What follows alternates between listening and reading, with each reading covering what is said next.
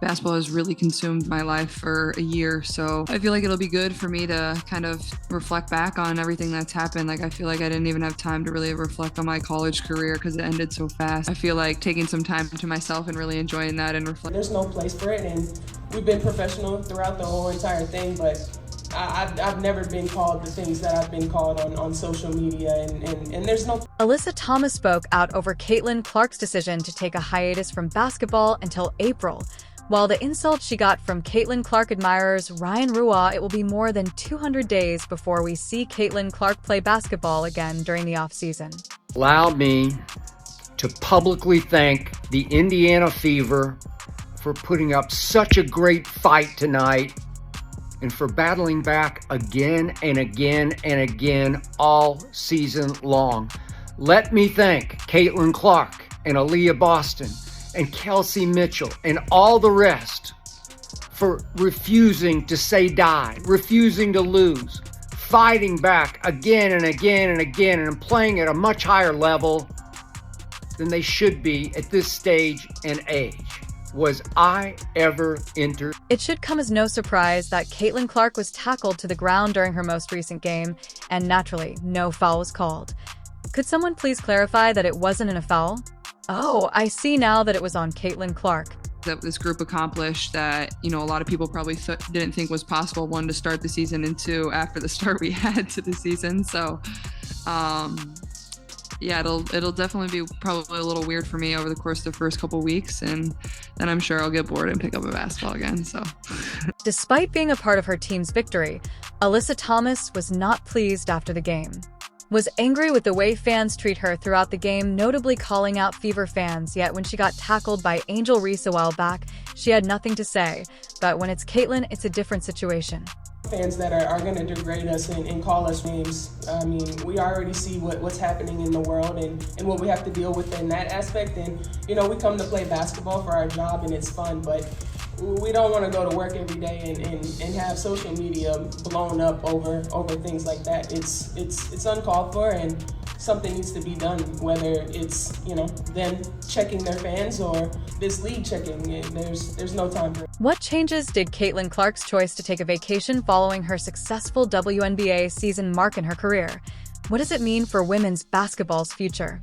As Caitlin Clark retires from the court for the next 200-plus days, both fans and experts are left wondering how her absence will impact the Indiana Fever and the WNBA overall.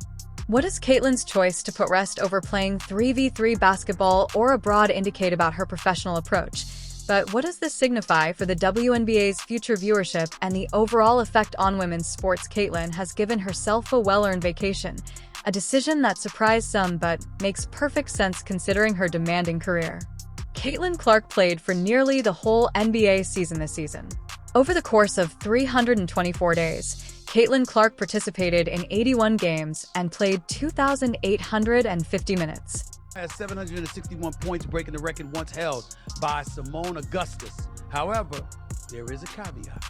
Augustus set the mark back in 2006 when the WNBA regular season was just 34 games.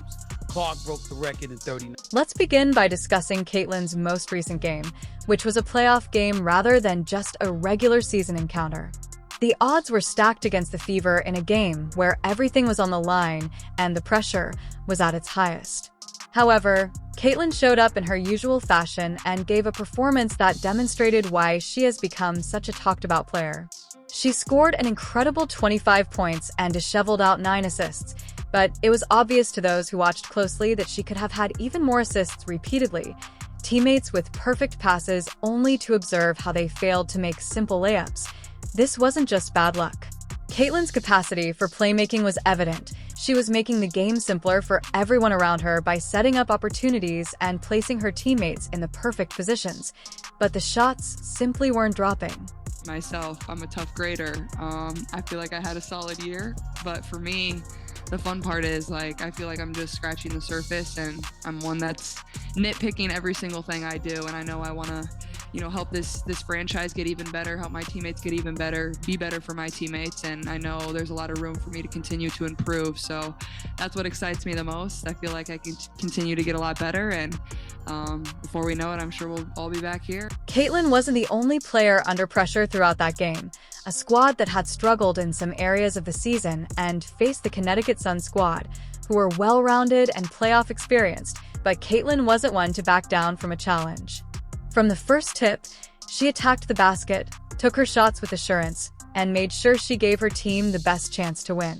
Players, a lot of these wonderful ladies who bust their tail to make the WNBA what it was. Here's the reality. It wasn't what it is. The quality of basketball may have been up to snuff, and you had somebody as popular as Cheryl Swoops, who had her own signature shoe, had to deal with Nike and all of this other stuff. But the bottom line is, very few people gave it. Although Caitlin's final game was disappointing, her entire season was a complete failure. Caitlin Clark had an incredible season, solidifying her status as one of the WNBA's most entertaining and brilliant players with her ability to create for others and score goals. Caitlin was the Indiana Fever's lifeblood, and it's critical to recognize how outstanding her season was, particularly in light of the high-caliber off-competition in the every WNBA team was aware that Caitlin was the player to stop. Thus, their defenses were set up to slow her down, and even though the opposing coaches were always changing things to lessen her influence, Caitlin managed to perform at a high level every single night. A lot of fun watching Caitlin Clark's rookie season, which is now over. The Indiana Fever knocked out of the postseason by the Connecticut Sun in a 2-game sweep. And so we got to see the carryover from Iowa transition to the pro game, her ability to help develop a team's cohesion and chemistry. And we saw that work so well as the season went on. Clearly brought, like a magnet, phenomenal attention to the league, bringing new fans, a committed fan base, not just in her home arena, but bringing fans to away arenas and packing the houses and increasing different venues from smaller to larger because of their presence. It's been one of Caitlin's most noteworthy skills is probably her ability to score from a long distance, qualities she can hit three-pointers with incredible efficiency from far beyond the arc, forcing defenders to play close to her, creating driving lanes that she can take advantage of with her speed and ball handling abilities. However, Caitlin isn't just a scorer. She's also one of the league's best playmakers, consistently dishing out assists and getting her teammates involved in the offense. In fact, one of the things that sets her apart from other top players is her playmaking ability. Scorers, while many players focus solely regarding posting points on the board, Caitlin's ability to see the floor and make the right pass at the right time is something special. Duration this was exemplified by her 9 assists in her final game, and as was previously noted, she could have had even more if her teammates had taken advantage of more opportunities. However, Caitlin's leadership as a rookie player this season truly stood out above the numbers. Caitlin played an important part for the Fever.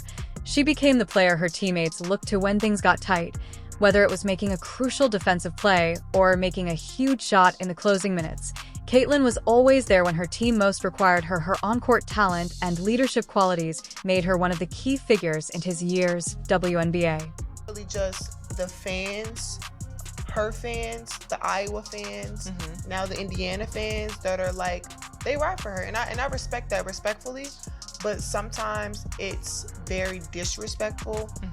I think there's a lot of racism when it comes to it, and I don't believe she stands. Not surprisingly, given how rigorous and grueling the season has been, Caitlin has decided to take a break. It's important to note that the WNBA season can be extremely taxing.